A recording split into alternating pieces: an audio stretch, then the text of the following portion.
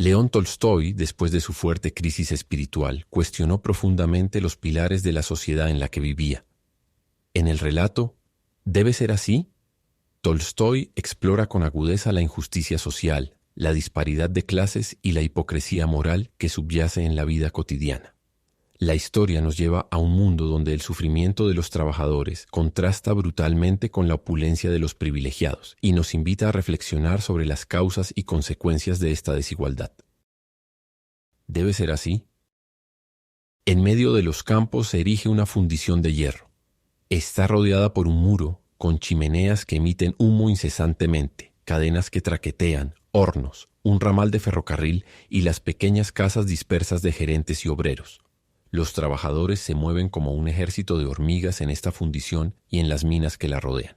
Algunos de ellos laboran sin descanso, desde el amanecer hasta el anochecer, o durante la noche hasta el alba extrayendo el mineral que yace a 70 metros bajo tierra, en túneles oscuros, estrechos y húmedos que siempre encierran la amenaza constante de la muerte. Otros, en la oscuridad y agachados, llevan este mineral al pozo y regresan con vagones vacíos, los vuelven a llenar y así trabajan durante 12 o 14 horas al día durante toda la semana. Así es el trabajo en las minas. En la propia fundición algunos trabajan en el horno bajo un calor opresivo, mientras que otros trabajan en el canalón del mineral fundido y la escoria. Otros más, como ingenieros, fogoneros, herreros, fabricantes de ladrillos y carpinteros, laboran en los talleres también de 12 a 14 horas al día durante toda la semana. El domingo todos estos hombres reciben su salario, se asean o a veces ni siquiera se toman el tiempo para hacerlo, y acuden a las tabernas y bares que rodean la fundición por doquier, atraídos por la vida social. Temprano, el lunes por la mañana, regresan a su trabajo. Cerca de esta misma fundición, los campesinos labran los campos de sus patrones con caballos delgados y exhaustos. Estos campesinos, si no han pasado la noche en el pastizal junto al pantano, el único lugar donde sus caballos pueden alimentarse, se levantan al amanecer, regresan a casa, enganchan a los caballos y con una rebanada de pan en la mano, salen a arar las tierras de sus patrones. No muy lejos de la fundición, otros campesinos trabajan en la carretera, usando una estera como escudo mientras rompen piedras para ensancharla. Las piernas de estos hombres están magulladas, sus manos llenas de callos, sus cuerpos enteros sucios y sus rostros, cabellos, barbas e incluso sus pulmones están impregnados de polvo de cal. Tomando una pequeña piedra intacta de un montón, estos hombres la colocan entre las suelas de sus pies, cubiertos con zapatos de arpillera y envueltos en harapos, y golpean esta piedra con un pesado mazo hasta que se rompe. Cuando la piedra se ha roto, toman las partes más pequeñas y las golpean hasta que se desmenuzan. Una y otra vez toman piedras enteras y así sucesivamente. Y así trabajan desde el amanecer temprano del verano hasta la noche durante 15 o 16 horas, descansando solo 2 horas después del almuerzo y fortaleciéndose con pan y agua durante el desayuno y al mediodía. Así viven estos hombres en las minas y en la fundición. Lo mismo ocurre con los campesinos y los rompedores de piedras, desde la juventud temprana hasta la vejez. Sus esposas y madres trabajan en tareas similares, más allá de sus fuerzas, sufriendo enfermedades constantes. Del mismo modo, viven sus padres e hijos, mal alimentados y vestidos, realizando trabajos que superan sus fuerzas y arruinan su salud, desde la mañana hasta la tarde, de la infancia a la vejez. Un carruaje pasa rápidamente por la fundición, junto a los rompedores de piedras, junto a los campesinos que aran, adelantando a hombres y mujeres andrajosos con mochilas, que deambulan pidiendo limosna en nombre de Cristo. El carruaje, adornado con campanillas tintineantes, es tirado por 4 imponentes caballos, cuyo ejemplar más barato podría equivaler al salario de muchos años de trabajo de un campesino. En el carruaje 2 damas exhiben sombrillas de colores brillantes, cintas y plumas de sombrero, cada una costando más que el caballo con el que un campesino trabaja su campo. En el asiento delantero, un oficial resplandece al sol con su encaje y botones, ataviado con un uniforme recién lavado. Ocupando el puesto de cochero, un corpulento conductor con mangas de camisa de seda azul y chaleco de terciopelo casi atropella a algunas mujeres peregrinas y golpea a un campesino quien, con su camisa sucia manchada de mineral, es lanzado tambaleándose hacia la zanja. ¿Ves esto?, dice el cochero, mostrando el látigo al campesino, quien no reaccionó lo suficientemente rápido, y el campesino tira de las riendas con una mano, mientras tímidamente se quita la gorra de su cabeza piojosa con la otra. Detrás del carruaje, con piezas niqueladas resplandeciendo al sol, 2 hombres y una mujer avanzan en bicicletas en silencio. Se ríen mientras pasan, asustando a las mujeres que deambulan, quienes se persignan. Por el camino lateral de la carretera avanzan 2 jinetes, un hombre en un caballo inglés y una mujer sobre un caballo de paso lento. Sin considerar el costo de los caballos y monturas, el sombrero negro con velo lila cuesta el equivalente a 2 meses de trabajo de los rompedores de piedras. Tanto se pagó por el látigo inglés de moda como ganará en una semana el joven que se siente afortunado de haber conseguido un puesto trabajando bajo tierra en la mina. Él se aparta del camino mientras admira las elegantes formas de los caballos, los jinetes y un perro gordo, importado, con un collar caro, que corre con la lengua fuera detrás de ellos. No muy lejos de esta compañía viajan en un carruaje una sirvienta vestida, sonriente, con rizos, que lleva un delantal blanco, y un hombre gordo y rubicundo con patillas bien cuidadas, que está susurrándole algo a la sirvienta. En el auto se puede ver un samovar, paquetes en servilletas y un congelador de helados. Estos son los sirvientes de las personas que están viajando en el carruaje, a caballo y en bicicletas. El día presente no es nada fuera de lo común. Viven así todo el verano, saliendo de paseo casi todos los días, y a veces, como ahora, llevan consigo té, bebidas y dulces para comer y beber. No en el mismo lugar, sino en algún lugar nuevo. Estas personas son 3 familias que están pasando el verano en el campo. Una es la familia de un propietario, dueño de 2.000 hectáreas de tierra. Otra es de un funcionario, que recibe un salario de 3.000 rublos. Y la tercera, la familia más rica, los hijos de un fabricante.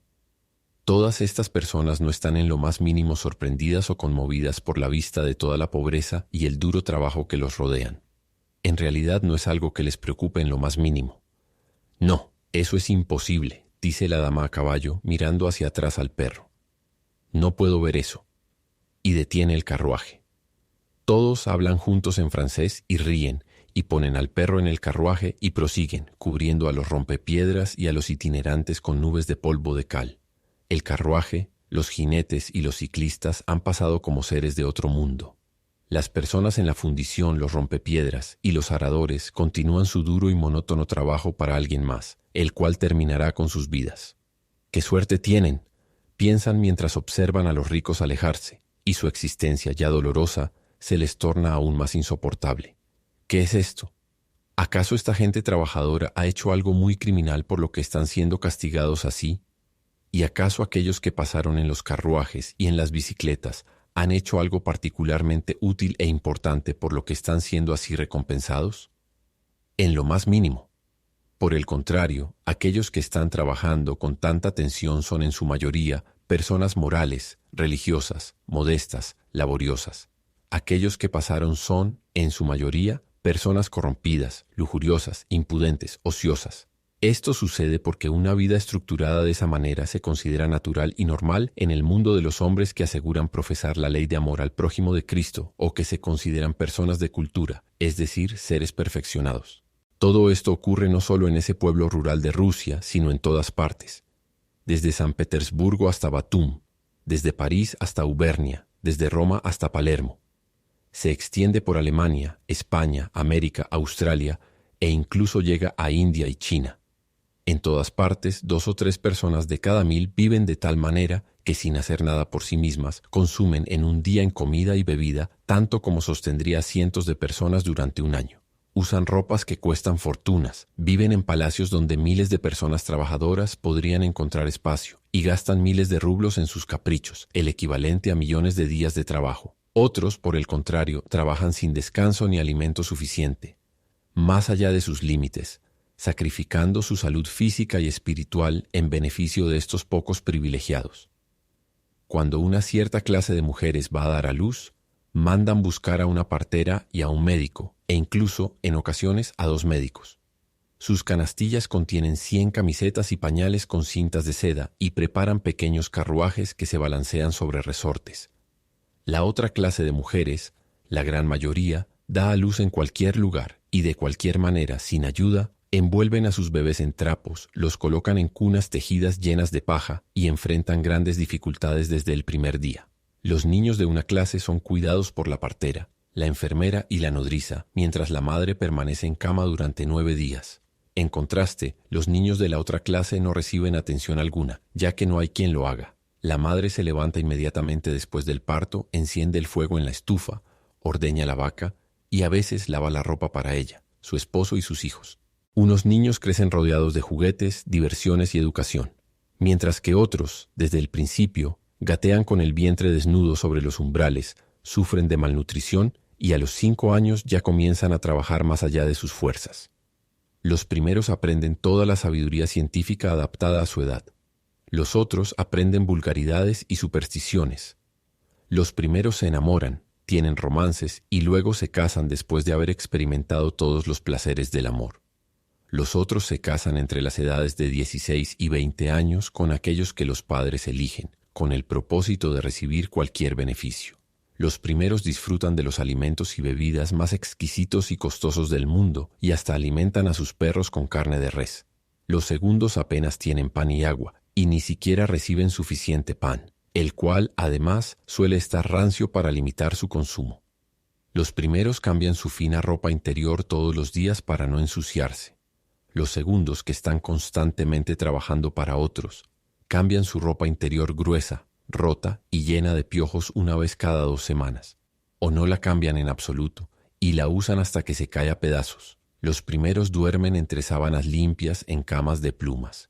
Los segundos duermen en el suelo, cubriéndose con sus gastados abrigos. Los primeros salen con caballos bien alimentados, no para trabajar, sino simplemente por placer. Los segundos trabajan duro con caballos mal alimentados y caminan si tienen algún negocio que atender. Los primeros se preguntan cómo ocupar su tiempo libre. Los segundos no tienen tiempo ni para descansar, visitar a sus familiares o disfrutar de un momento de esparcimiento. Los primeros leen en 4 idiomas y se divierten cada día con novedades curiosas. Los segundos no saben leer en absoluto y no conocen otra diversión que la embriaguez. Los primeros saben todo y no creen en nada. Los segundos no saben nada y creen cualquier tontería que se les diga. Cuando los primeros se enferman, viajan de un lugar a otro en busca del mejor aire curativo, por no mencionar todo tipo de baños, toda clase de atención, limpieza y medicina. Los segundos se acuestan sobre el horno en una choza humeante con llagas sin lavar, sin más alimento que pan rancio, con aire infectado por 10 miembros de la familia, los terneros y las ovejas, y se pudren vivos y mueren antes de su tiempo. ¿Debe ser así? Si existe una razón superior y un amor que guían al mundo, si existe un Dios, no puede haber deseado una división de clases tan desigual. Una clase de ellos no sabe qué hacer con el excedente de su riqueza y derrocha sin sentido el fruto del trabajo de otras personas, y los otros se enferman y mueren antes de tiempo, o viven una vida angustiante trabajando más allá de sus fuerzas. Si existe un Dios, esto no puede ni debe ser así. Pero si no lo hay, una estructura de vida donde la mayoría sacrifica su existencia para que unos pocos disfruten de abundancia, que solo corrompe a esa minoría y la agobia, es desde un punto de vista humano absurda y perjudicial para todos. Entonces, ¿por qué viven así las personas? Es natural que los ricos, que están acostumbrados a su riqueza y que no ven claramente que la riqueza no da felicidad, intenten mantener su posición. Pero ¿por qué la gran mayoría, en cuyas manos está todo el poder, asumen que hay felicidad en la riqueza, continúan viviendo en la pobreza y se someten a la minoría? En verdad, porque todas esas personas que son fuertes en músculos, artesanía y el hábito del trabajo, la gran mayoría de las personas, se someten y ceden a un puñado de personas débiles, viejos avaros y otras personas que en su mayoría no están capacitadas para nada.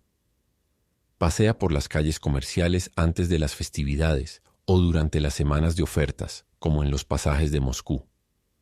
10 o 12 pasajes consistentes en filas sólidas de magníficas tiendas con inmensas ventanas de cristal. Están llenos de todo tipo de artículos costosos y exclusivamente femeninos. Telas, vestidos, encajes, piedras preciosas, calzado, adornos para la casa, pieles, etc. Todos estos artículos, que cuestan sumas exorbitantes de rublos, han sido fabricados en establecimientos por trabajadores que a menudo sacrifican sus vidas en el proceso. Sin embargo, ninguno de estos artículos es realmente útil, ni para los trabajadores ni para los ricos. Son simplemente adornos y entretenimientos destinados a mujeres. En las entradas, porteros con galones se encuentran a ambos lados, y cocheros con vestimentas costosas se sientan en los asientos de carruajes caros que son arrastrados por caballos carísimos. Una vez más, millones de días de trabajo se han desperdiciado en la producción de todo el lujo de los arreos. Ancianos y jóvenes trabajadores, hombres y mujeres, han dedicado toda su vida a la producción de todos estos artículos. Y todos estos artículos están en el poder y en las manos de unos pocos cientos de mujeres, que vestidas con pieles caras y sombreros de la última moda, recorren estas tiendas y compran todos estos artículos que son fabricados para ellas. Unos pocos cientos de hombres y mujeres disponen arbitrariamente del trabajo de decenas de miles de personas trabajadoras, que trabajan para mantenerse a sí mismas y a sus familias. El destino y las vidas de incontables personas dependen de los caprichos de esta clase social. ¿Cómo sucedió esto? ¿Por qué estas millones de personas trabajadoras se someten de tal manera? Ahora, una señora con un abrigo de terciopelo con piel y un sombrero a la última moda llega acompañada por un par de sirvientes. Todo lo que lleva es nuevo y costoso. Un portero se apresura a abrir el baúl de su carruaje y la asiste con respeto, sosteniéndola suavemente del codo. Ella camina por el pasaje como si fuera su dominio, entra en una de las tiendas, compra material para su sala por un valor de 5.000 rublos y tras dar la orden de que lo envíen a su casa, se marcha a la siguiente tienda. Es una mujer caprichosa, poco inteligente y no particularmente atractiva, sin hijos y que nunca ha hecho nada por los demás. Entonces, ¿por qué el portero, el cochero y los empleados la adulan de forma tan servil? ¿Y por qué todo aquello en lo que miles de trabajadores han laborado se ha convertido en su propiedad? Porque tiene dinero. Y el portero, el cochero, los empleados y los obreros necesitan dinero para mantener a sus familias. El dinero es lo más práctico para ellos, y a menudo solo se puede ganar sirviendo como cochero, portero, empleado o trabajador en una fábrica. ¿Por qué esta mujer tiene dinero? Lo tiene porque personas que han sido expulsadas de sus tierras y han olvidado cómo realizar otro tipo de trabajos viven en la fábrica de su esposo. Su esposo, dando a los trabajadores solo lo indispensable para su supervivencia, se queda con todas las ganancias de la fábrica, sumando varios cientos de miles de rublos. Sin saber qué hacer con el dinero, lo entrega a su esposa para que lo gaste como quiera. Y aquí hay otra dama, en un carruaje y con vestimentas aún más lujosas, comprando todo tipo de artículos caros e inútiles en diversas tiendas. ¿De dónde obtiene el dinero? Es la amante de un acaudalado terrateniente que posee 20.000 hectáreas, tierras otorgadas a su antepasado por una reina corrupta como recompensa por su conducta licenciosa con ella. Este terrateniente controla todas las tierras que rodean una comunidad de campesinos y las alquila a estos por 17 rublos por hectárea. Los campesinos pagan este arriendo porque morirían de hambre sin las tierras. Y ese dinero ahora está en manos de la amante, quien con él compra cosas que campesinos desposeídos han confeccionado. De nuevo, una tercera mujer adinerada, acompañada de su prometido y su madre, está paseando por el pasaje. Esta mujer está a punto de casarse y está comprando platos costosos. Dispone de dinero proporcionado por su padre, un respetado funcionario que recibe un salario de 12.000 rublos. Le otorgó a su hija una dote de 7.000 rublos. Estos fondos provienen de ingresos por importación e impuestos, recaudados una vez más de los campesinos. Estos mismos impuestos obligaron al portero, al cochero que los llevó allí y a millones de trabajadores de casas y fábricas a dejar sus hogares para producir artículos consumidos por las damas, quienes obtienen su dinero de los fabricantes, terratenientes y funcionarios a partir de las ganancias de las fábricas, la tierra o los impuestos. De esta manera, millones de trabajadores se han sometido. Todo porque un hombre ha tomado posesión de una fábrica donde la gente trabaja, otro ha adquirido la tierra, y un tercero se ha apoderado de los impuestos, los cuales se recaudan de las clases trabajadoras. Esto es lo que ha generado lo que observé en la fundición. Los campesinos araron el campo de otra persona porque no tienen suficiente tierra, y quien posee la tierra les permite usarla solo con la condición de que trabajen para él. Los rompedores de piedra fracturan roca porque solo pueden pagar los impuestos requeridos mediante este trabajo. La gente laboró en la fundición y en las minas porque la tierra de la que se extrae el mineral y la fundición donde se procesa no les pertenece. Todas estas personas trabajadoras realizan tareas arduas, no para su propio beneficio, sino porque los ricos han tomado posesión de la tierra, recaudan impuestos y poseen las fábricas. ¿Por qué quienes no trabajan poseen la tierra y no quienes la trabajan? ¿Por qué un número reducido de personas se beneficia de los impuestos recaudados a todos y no quienes los pagan? ¿Por qué las fábricas son de propiedad de quienes no las construyeron ni trabajan en ellas? sino de una pequeña cantidad de personas que no participan en su edificación ni en su operación? A la pregunta de por qué los que no trabajan se han apoderado de la tierra de los trabajadores, la respuesta común es que la tierra les fue otorgada como recompensa o adquirida con dinero ganado. A la interrogante de por qué un grupo reducido de individuos, los administradores no trabajadores y sus asistentes, acumula para sí la mayor parte de la riqueza de todas las personas laboriosas y la utiliza a su antojo, la respuesta habitual es que estos individuos que gestionan el dinero recaudado de las masas administran a los demás, los protegen y mantienen el orden y la decencia entre ellos. Y a la pregunta de por qué las personas ricas y desocupadas son dueñas de los productos e implementos del trabajo de las personas trabajadoras, la respuesta es que estos productos e implementos de trabajo fueron obtenidos por ellos o por sus ancestros. Y todos estos hombres, los terratenientes, los servidores del gobierno, los comerciantes y los fabricantes, están sinceramente convencidos de que su posesión es bastante justa y que tienen derecho a tal posesión. Sin embargo, la posesión de la tierra no tiene justificación alguna. Tampoco la recaudación de impuestos y su uso, ni la posesión de los productos e instrumentos de trabajo por parte de personas de ocio. La posesión de la tierra por aquellos que no trabajan en ella no tiene justificación alguna, porque la tierra, al igual que el agua, el aire y la luz del sol, constituye una condición indispensable para la vida de cada persona, y por lo tanto no puede ser la posesión exclusiva de una persona. Si la tierra, y no el agua, el aire y la luz del sol, se ha convertido en un objeto de posesión, esto no se debe al hecho de que la tierra no sea una condición tan indispensable y apropiable para la existencia de cualquier persona, sino solo porque ha sido imposible privar a las personas del agua, el aire y la luz del sol, mientras que ha sido posible privarlas de la tierra. La propiedad de la tierra, nacida de la violencia mediante la conquista y apropiación, y más tarde cedida y vendida, ha seguido siendo, pese a los esfuerzos por considerarla un derecho, un acto de fuerza de los poderosos y armados sobre los débiles y desarmados.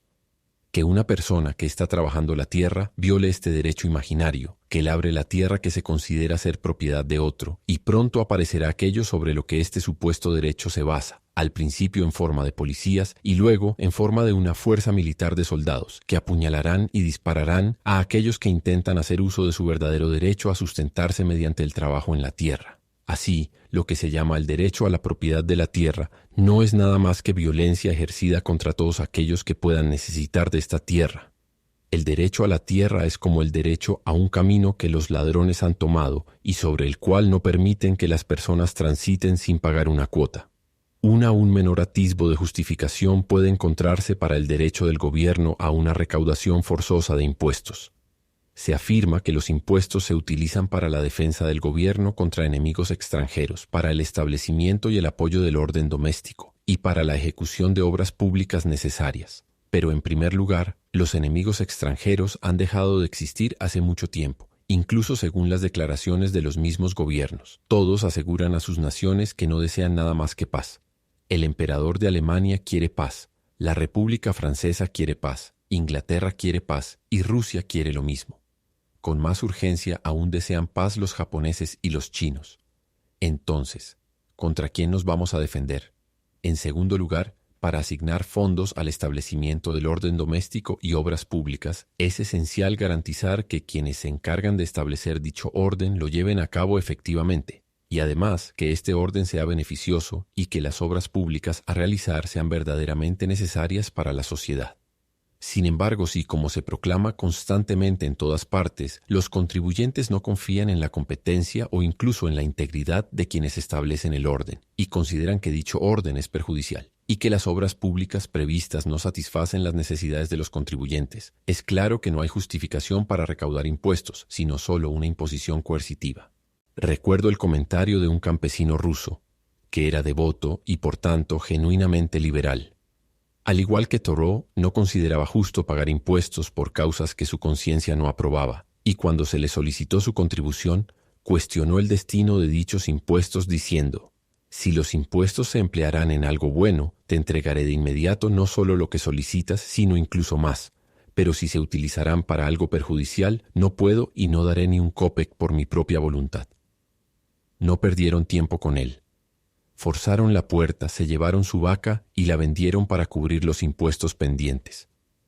Así, en realidad, solo hay una auténtica y real causa detrás de los impuestos: el poder que los impone, el despojo de aquellos que no entregan los impuestos voluntariamente, el castigo de aquellos que se niegan, su encarcelamiento y sanción, todo esto se lleva a cabo legalmente. El hecho de que en Inglaterra, en Francia, en América y en la mayoría de los gobiernos constitucionales, los impuestos sean determinados por el Parlamento, cuyos miembros se suponen representantes del pueblo reunidos, no altera la situación. Las elecciones están diseñadas de tal manera que los parlamentarios no representan al pueblo, sino que son políticos. Si no lo eran al principio, se convierten en tales en cuanto ingresan al Parlamento, enfocándose en sus propias ambiciones personales y en los intereses de los partidos en cuestión. Igualmente infundadas son las justificaciones del supuesto derecho a la propiedad que la clase ociosa reclama respecto a los productos del trabajo ajeno. Este derecho de propiedad, que incluso se califica de sagrado, suele justificarse alegando que la propiedad es el resultado de la autodisciplina y la actividad industriosa, que son beneficiosas para las personas. Pero solo necesitamos analizar el origen de grandes fortunas para convencernos de lo contrario. Las fortunas se originan generalmente en la violencia, la maldad o el engaño. Cuanto más moral es una persona, es más probable que se le prive de la fortuna, mientras que cuanto más inmoral es, más probable es que gane y mantenga una fortuna. La sabiduría popular dice que no se pueden ganar palacios de piedra con trabajo justo, y que el trabajo da hombros encorvados en lugar de riqueza. Así era en la antigüedad y es aún más cierto en el presente, cuando la distribución de la riqueza se ha vuelto más irregular. Aunque podamos admitir que una persona más templada e industriosa en una sociedad primitiva ganará más que una persona desatada que no trabaja mucho, eso no es cierto en nuestra sociedad actual. No importa cuán templada e industriosa sea una persona que trabaja en la tierra de otro, compra productos a precios establecidos y usa herramientas de otros, nunca adquirirá riqueza. Pero el más ocioso de las personas, como vemos en el caso de miles de individuos, que están de acuerdo con el gobierno o con personas ricas y se ocupan de la usura, fábricas, casas de prostitución, bancos o venta de licor, adquirirán fácilmente una fortuna. Las leyes, que se supone protegen la propiedad, solo protegen la propiedad que ha sido robada y que ya está en manos de los ricos. No solo no protegen a los trabajadores, que no tienen otra propiedad más que su trabajo, sino que incluso ayudan a robarles este trabajo. Vemos un número interminable de administradores, el zar, sus hermanos, tíos ministros, jueces y el clero, que reciben enormes salarios recaudados del pueblo y que ni siquiera atienden esos fáciles deberes que se han comprometido a asumir a cambio de esta remuneración. Y así, parecería, estas personas roban el salario recaudado de las masas, es decir, la propiedad de las masas, pero ni siquiera se le ocurre a nadie condenarlos.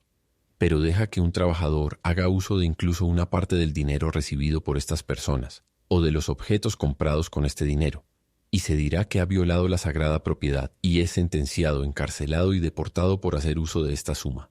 Un fabricante que es millonario promete pagar al trabajador un salario que para él, el fabricante, representa una 10 millonésima parte de su fortuna. Casi nada. Pero el trabajador se compromete, como consecuencia de su necesidad, a proporcionar en el transcurso del año, con excepción de los días festivos, su trabajo diario de 12 horas, que es peligroso y perjudicial para su salud. Se compromete a dar al fabricante la mayor parte de su vida, tal vez toda su vida, y el gobierno protege por igual cualquiera de los tipos de propiedad. El fabricante despoja al trabajador de la mayor parte de sus ganancias, año tras año. Resulta evidente que el fabricante está sustrayendo la mayor parte de la propiedad del trabajador y por ende debería ser responsable de ello. Sin embargo, el gobierno considera que esta propiedad obtenida por el fabricante es sagrada y castiga al trabajador que intenta llevarse 2 libras de cobre bajo su abrigo, lo cual representa una ínfima fracción de la propiedad del fabricante. Si un trabajador, como en los disturbios, intenta recuperar incluso una pequeña parte de lo que les fue arrebatado legalmente, si una persona hambrienta, como ocurrió recientemente en Milán, toma un pan que los ricos venden a un precio exorbitante durante una hambruna, o si un trabajador busca recuperar algo de lo perdido mediante una huelga, entonces ese trabajador es acusado de violar el sagrado derecho de propiedad. Inmediatamente el gobierno interviene con su ejército para apoyar al terrateniente, al fabricante o al comerciante en contra del trabajador. De esta manera, el derecho sobre el cual los ricos basan su posesión de la tierra, el derecho a recaudar impuestos y poseer los productos del trabajo ajeno, no se asocia con la justicia, sino que depende únicamente de la fuerza, una fuerza que se manifiesta a través del ejército. Si un agricultor intenta arar el campo necesario para su sustento, si se niega a pagar impuestos directos o indirectos, o si intenta tomar suministros de maíz que no ha ganado o herramientas de trabajo necesarias para su labor, el ejército intervendrá usando la fuerza para impedirlo. Así, la enajenación de la tierra, la recaudación de impuestos y el poder de los capitalistas no son la causa, sino la consecuencia de la desesperada situación de los trabajadores.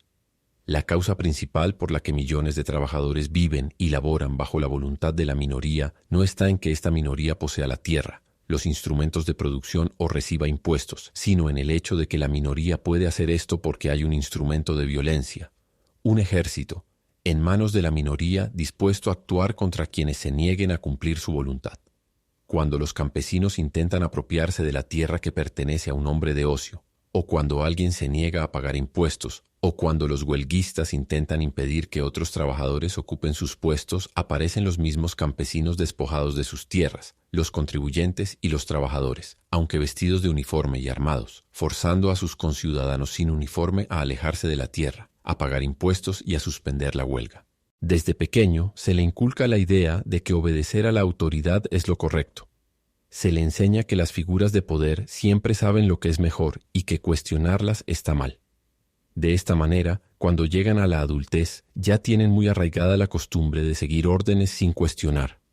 Finalmente, ya como adultos, aunque puedan sentir en su interior que algo está mal, terminan aceptando las órdenes que van en contra de su propio bienestar o el de otros. Esta es la razón por la que la gente trabajadora, ya sea consciente o inconscientemente, elige someterse y permanecer en una posición de dependencia. En los países continentales, cuando un joven alcanza la edad en la que su fuerza, agilidad y flexibilidad están en su punto máximo, y sus capacidades espirituales aún son inciertas, aproximadamente a los 20 años, es reclutado en el ejército. Se le evalúa rigurosamente, y al comprobar que es saludable, se le asigna a una unidad específica y se le obliga a prestar juramento de obediencia absoluta a sus superiores. Luego se le aleja de su entorno habitual. Se le induce al consumo de vodka o cerveza. Se le viste con un uniforme colorido y se le recluye junto a otros jóvenes en cuarteles donde se encuentra en total inactividad. Se le instruye en las reglas militares más triviales, en nombres de objetos y en el manejo de armas letales, la espada, la bayoneta, el rifle y el cañón. Principalmente se le enseña a obedecer ciegamente, de manera casi automática, a los superiores. Esto ocurre en países con servicio militar obligatorio. Donde no lo hay, individuos específicos reclutan a hombres, a menudo descarriados pero fuertes, que han perdido el rumbo y no desean o no pueden vivir de un trabajo honesto. Estos hombres son inducidos al consumo de alcohol, sobornados y enlistados en el ejército, siendo también recluidos en cuarteles y sometidos a la misma disciplina. El objetivo principal de los superiores es hacer que estos hombres respondan como una rana que mueve la pata al ser tocada. Un buen soldado es aquel que, como esa rana, actúa automáticamente al comando de su superior. Esto se consigue haciendo que estos hombres desafortunados, uniformados de manera similar, marchen, giren y salten al ritmo de tambores y música durante semanas, meses y años, en grupo y por orden. Cualquier desobediencia es castigada con severidad, incluso con la muerte. En este ambiente, el consumo de alcohol, el libertinaje, la inactividad, la vulgaridad y el asesinato no solo no se prohíben, sino que se fomentan.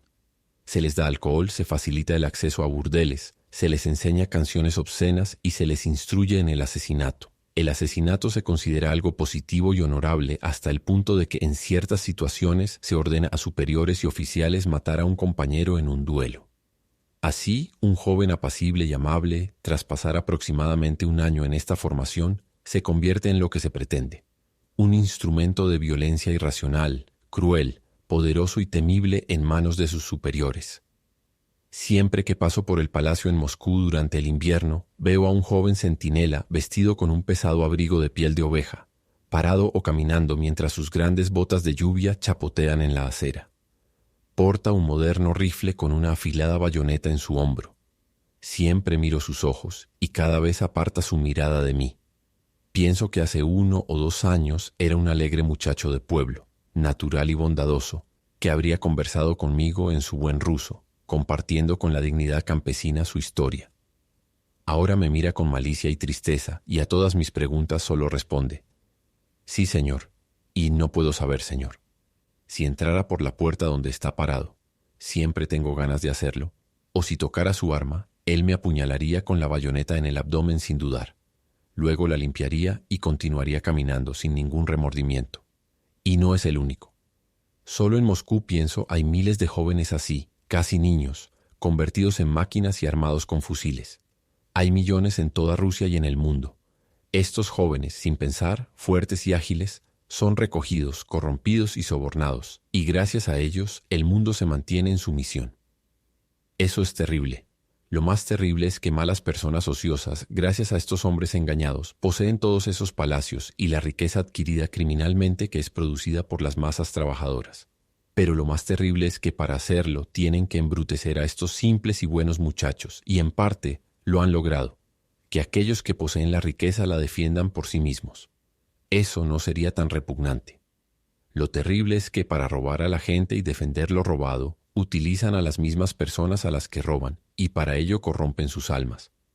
Así los soldados provenientes de las clases trabajadoras ejercen violencia contra sus propios hermanos trabajadores, porque existe una manera de convertir a las personas en instrumentos inconscientes de asesinato, y los gobiernos, al reclutar o enlistar soldados, emplean ese método con ellos. Evidentemente, surge inevitablemente la pregunta de por qué la gente se convierte en soldados. ¿Por qué sus padres permiten que se conviertan en soldados? Podrían hacerse soldados y someterse a la disciplina mientras no vieran las consecuencias de ello. Pero habiendo comprendido una vez qué resulta de eso, ¿por qué siguen sometiéndose a este engaño? Este texto se debe a que consideran el servicio militar no solo útil, sino también indiscutiblemente honorable y bueno. Y lo creen así porque han sido inculcados con esa doctrina desde su infancia y la mantienen en su adultez. De esta manera, la existencia del ejército tampoco es una causa fundamental, sino solo un efecto. La causa fundamental radica en esa doctrina inculcada a la gente de que el servicio militar, orientado a la matanza de personas, no solo está exento de pecado, sino que además es bueno, virtuoso y digno de alabanza. Así, la causa de la miserable condición humana se encuentra más lejana de lo que parece en un principio. Inicialmente parece que todo el problema reside en que los terratenientes han tomado posesión de la tierra, los capitalistas de los medios de trabajo, y el gobierno de los impuestos mediante la fuerza. Pero cuando uno se pregunta por qué la tierra pertenece a los ricos y los trabajadores no pueden usarla, y por qué son los capitalistas y no los trabajadores quienes poseen los medios de producción, se puede observar que esto se debe a que hay un ejército que asegura la tierra a los ricos, recauda impuestos de los trabajadores para uso de los ricos y garantiza las fábricas y las máquinas costosas para ellos. Al indagar por qué los trabajadores que conforman el ejército y a quienes se les despoja de todo lo necesario se atacan a sí mismos y a sus familias, se descubre que es porque los soldados reclutados o enlistados son instruidos de modo que pierden su humanidad y se convierten en herramientas inconscientes del asesinato, siempre sumisos a sus superiores. Finalmente, cuando se indaga por qué las personas, al ver tal engaño, continúan ingresando al ejército o pagando impuestos para contratar uno, se revela que la causa está en la doctrina inculcada no solo a quienes son tomados por el ejército, sino a toda la población por igual. Una doctrina que sostiene que el servicio militar es noble y loable, y que matar en guerra es inocente. Por lo tanto, la causa principal de todo es la doctrina inculcada a la gente. De ahí provienen la pobreza, la corrupción, el odio, los castigos y el asesinato. ¿Qué es esta doctrina? Esta doctrina se llama cristiana y sostiene lo siguiente. Existe un Dios que hace 6000 años creó el mundo y al hombre Adán. Adán pecó, y Dios castigó a toda la humanidad por ello, y luego envió a su Hijo, un Dios como el Padre, a la tierra para ser crucificado. Esta misma crucifixión sirve como medio de redención para los hombres de su castigo por el pecado de Adán. Si las personas creen en esto, serán perdonadas por el pecado de Adán. Si no lo hacen, serán castigadas cruelmente. La prueba de que todo esto es cierto se encuentra en el hecho de que todo esto fue revelado a los hombres por ese mismo Dios, sobre cuya existencia hemos aprendido de esos mismos hombres que predican todo eso, sin mencionar las diferentes variaciones en esta doctrina fundamental. De acuerdo con las diferentes denominaciones, la deducción práctica general de ella en todas las denominaciones es la misma, que las personas deben creer en lo que se les predica y deben obedecer a las autoridades existentes. Es esta doctrina la que forma la causa fundamental del engaño, según la cual las personas, considerando el servicio militar útil y bueno, entran en el ejército y siendo convertidas en máquinas sin voluntad, se oprimen a sí mismas. Si hay incrédulos entre los engañados, estos incrédulos no creen en nada más y en consecuencia, ya que no tienen un punto de apoyo, se someten como los creyentes a la corriente general, aunque ven el engaño. Y así, para destruir el mal del que las personas sufren, necesitamos no la liberación de la tierra, ni la abolición de los impuestos, ni la nacionalización de los implementos de producción, ni siquiera el derrocamiento del gobierno existente, sino la destrucción de esa falsa doctrina llamada cristiana en la cual las personas de nuestro tiempo son educadas. Al principio parece extraño para las personas que conocen el Evangelio cómo fue posible que el cristianismo que predica la filiación con Dios, la libertad espiritual, la fraternidad de los hombres, la abolición de toda violencia y el amor a nuestro prójimo, haya degenerado en esta extraña doctrina llamada cristiana, que predica la obediencia ciega a las autoridades y el asesinato siempre que las autoridades lo demanden. Pero cuando uno se detiene a pensar en el proceso mediante el cual el cristianismo ha entrado en el mundo, uno ve que no podría haber sido de otra manera. Cuando soberanos paganos como Constantino, Carlomagno y Vladimiro aceptaron el cristianismo, que estaba envuelto en formas paganas, y bautizaron a sus naciones en él, no se les ocurrió que la enseñanza que aceptaron desbarataba su poder real, el ejército y el Estado mismo. Todo eso sin lo cual la vida no podía ser imaginada por todos aquellos que fueron los primeros en aceptar e introducir el cristianismo. La fuerza destructiva del cristianismo al principio no era en absoluto perceptible para las personas. Por el contrario, pensaban que el cristianismo apoyaba su poder. Cuanto más tiempo existieron las naciones cristianas, más clara se volvió la esencia del cristianismo. También se hizo más evidente el peligro que amenazaba al orden pagano. Este peligro se hizo cada vez más obvio, y en respuesta, las clases dirigentes trataron con esmero de suprimir e incluso extinguir el fuego que de manera inconsciente trajeron al mundo junto con el cristianismo. Para lograrlo, emplearon todos los medios posibles. Prohibieron la traducción y lectura de los evangelios. Eliminaron a quienes señalaban el verdadero significado de la enseñanza cristiana. Hipnotizaron a las masas mediante la solemnidad y el esplendor de los rituales y, sobre todo, reemplazaron las doctrinas cristianas por interpretaciones astutas y refinadas. A medida que estos métodos se aplicaban, el cristianismo cambió cada vez más, hasta convertirse en una doctrina que ya no representaba un peligro para el orden pagano, e incluso llegó a justificar ese orden desde una perspectiva aparentemente cristiana. Surgieron entonces gobernantes cristianos, un ejército que decía amar a Cristo, riqueza cristiana, tribunales y castigos cristianos. Las clases dominantes hicieron lo mismo con el cristianismo que los médicos hacen con las enfermedades infecciosas. Desarrollaron una cultura de un cristianismo inofensivo, que al introducirse neutralizaba el verdadero cristianismo. Este cristianismo eclesiástico es tal que inevitablemente o repele a las personas sensatas presentándose como una terrible insipidez, o, si es adoptado, aleja a los hombres del verdadero cristianismo al punto que ya no reconocen su verdadero significado e incluso lo miran con hostilidad y furia. Es este cristianismo inofensivo y falso, desarrollado durante años por las clases dominantes por un instinto de autoconservación, el que se inyecta a las masas, llevando a los hombres a realizar tranquilamente actos que les son perjudiciales a ellos y a sus vecinos. Estos actos son incluso directamente inmorales e incompatibles con las demandas de la conciencia, siendo el principal de ellos, por sus consecuencias prácticas, el ingreso al ejército y la disposición a cometer asesinato. El daño de esta versión supuestamente inofensiva del cristianismo radica principalmente en que no prescribe ni prohíbe nada. Todas las enseñanzas antiguas, como la ley de Moisés y la ley de Manu, establecen reglas que exigen o prohíben ciertos actos. Lo mismo ocurre con las religiones budista y musulmana. La fe eclesiástica, por otro lado, no ofrece ninguna regla aparte de la confesión verbal y el reconocimiento de dogmas, ayunos, sacramentos sagrados y oraciones, para las cuales incluso se han inventado excusas para los ricos. Permite todo, incluso lo que es contrario a las exigencias más básicas de la moralidad. Todo está permitido según esta fe eclesiástica. Se permite poseer esclavos. En Europa y América la Iglesia ha sido defensora de la esclavitud. Se permite adquirir riqueza obtenida a través del trabajo de nuestros hermanos oprimidos. No solo se permite ser rico en medio de los Lázaro que se arrastran bajo las mesas de los banquetes, sino que es bueno y loable hacerlo si se contribuye una milésima parte a las iglesias y hospitales.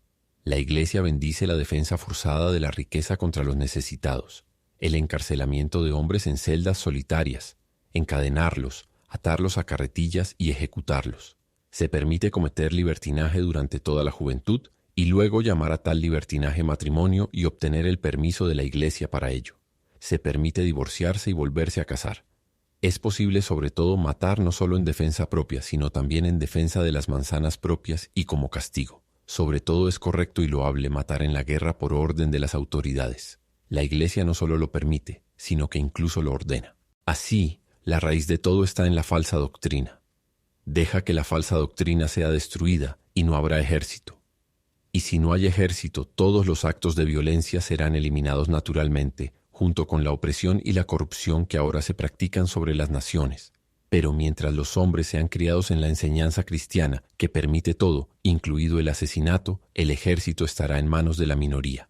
Esta minoría siempre hará uso de este ejército con el propósito de privar a las masas de los productos de su trabajo. Y, lo que es aún peor, para la corrupción de las masas, porque sin la corrupción de las masas no podría quitarles los productos de su trabajo. La raíz de toda la miseria de las masas radica en esa falsa doctrina que se les enseña bajo el disfraz del cristianismo. Y así, parecería obvio que el deber de cualquier persona que se ha liberado del engaño religioso y que desea servir a las masas con palabras y acciones es ayudar a los demás a librarse de ese engaño, causa de su miserable condición. Resulta que, además del deber general de todo individuo moral de desafiar las mentiras y proclamar la verdad que conoce, quien desea servir a las masas no puede sino querer, por empatía, liberar a sus semejantes del engaño que les genera infelicidad y en el cual permanecen. Estas mismas personas, libres del engaño, son independientes y han sido educadas a expensas de las clases trabajadoras, y por esta razón deben servirlas, pero no logran verlo. La enseñanza religiosa no es importante, dicen estas personas. Es una cuestión de conciencia personal. Lo realmente importante es la estructura política, social y económica de la sociedad, y todos los esfuerzos de quienes quieren servir a las masas deben enfocarse en esto. Pero las enseñanzas religiosas carecen de importancia, y como todas las supersticiones, desaparecerán con el tiempo. Así hablan los educados. Deseando servir a las masas, algunos de ellos ingresan al servicio gubernamental, al ejército, al clero o al parlamento, e intentan, sin desafiar el engaño religioso de las masas, mejorar las formas externas de su vida mediante su participación en actividades gubernamentales. Otros, los revolucionarios, que también apenas tocan las creencias de las masas, luchan contra los gobiernos, tratando de tomar el poder por medio de los mismos engaños y violencias que practican los gobiernos. Otros más, los socialistas, establecen sindicatos, sociedades y huelgas, asumiendo que la condición de las masas puede mejorar, a pesar de que permanecen en el mismo error de superstición e ignorancia que produce una falsa doctrina. Pero ninguno de ellos frena la difusión de la falsa religión, sobre la cual se fundamenta todo el mal, y cuando es necesario, incluso realizan aquellos ritos religiosos que consideran falsos. Ellos mismos hacen el juramento, participan en servicios religiosos y solemnidades que emboban a las masas, y no interfieren con la instrucción que se da a sus propios hijos y a los de otros en lo que se llama religión, esa misma mentira sobre la cual se basa la esclavitud de las masas. Esta falta de comprensión de donde yace la causa principal del mal, y las personas educadas podrían y deberían más que ninguna otra ayudar a destruir esta falsa doctrina, la incapacidad de comprender hacia dónde deberían dirigirse todos sus esfuerzos y la desviación de sus esfuerzos hacia caminos falsos son las principales causas por las cuales se mantiene obstinadamente la estructura de vida existente, aunque sea obviamente falsa y perjudicial, y a pesar de su ya reconocida incompatibilidad. Todas las calamidades de nuestro mundo se deben al ocultamiento de la verdadera enseñanza cristiana. Si solo las personas que quieren servir a Dios y a sus vecinos comprendieran que la humanidad no avanza por demandas materiales, sino por fuerzas espirituales. Si solo entendieran que la principal fuerza espiritual que mueve a la humanidad es la religión, es decir, la determinación del significado de la vida. Si solo comprendieran la diferencia entre el bien y el mal, y entre lo que es importante y lo que no lo es. Si solo las personas entendieran eso, verían de inmediato que la causa fundamental de las calamidades de la humanidad en el presente no yace en causas materiales externas, ni en condiciones políticas ni económicas, sino en la distorsión de la religión cristiana. Se encuentra en la sustitución de un conjunto de insensateces inmorales, insípidas y blasfemias, llamada fe eclesiástica, por las verdades necesarias para la humanidad y correspondientes a su época actual. Lo que no es bueno se considera bueno por la fe eclesiástica, lo que es sin importancia se considera importante, y viceversa. Lo que es bueno se considera malo, y lo que es importante se considera sin importancia.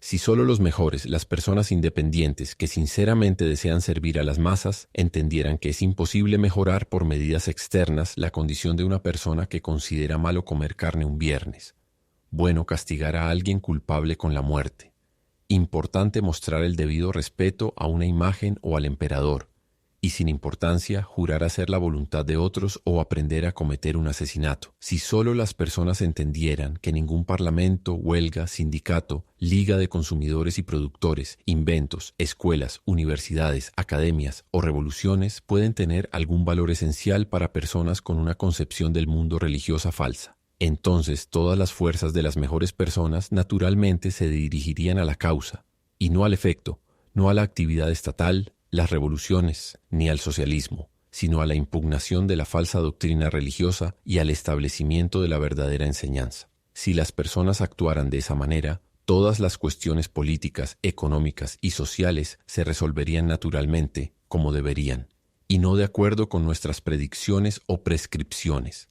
Estas cuestiones, por supuesto, no se resolverán inmediatamente ni de la manera que deseamos, ya que estamos acostumbrados a organizar las vidas de los demás, preocupándonos solo de que estas vidas externamente se asemejen a lo que queremos que sean, exactamente como hacen todos los gobiernos. En cambio, ciertamente estas cuestiones se resolverán únicamente si cambia la visión religiosa del mundo de las personas y se resolverán más rápidamente cuanto más nos enfoquemos no en los efectos, sino en las causas de los fenómenos. Sin embargo, nos dicen que desafiar la falsa religión y afirmar la verdadera religión son objetivos muy distantes y de lento logro. Independientemente de que sean distantes o de lento progreso, son los únicos medios, y sin ellos todos los otros medios serán ineficaces. Al observar la estructura de la vida humana que es contraria a la razón y al sentimiento, me pregunto, ¿debe ser así? Y la respuesta a la que llego es que no debe ser así. No debería ser, no puede ser, y no será. Pero no sucederá simplemente cuando las personas reestructuren de una forma u otra sus relaciones. Sucederá solo cuando dejen de creer en la mentira en la que han sido criadas y crean en la verdad más elevada, que fue revelada hace 2000 años y que es clara, simple y accesible a su razón. El fin.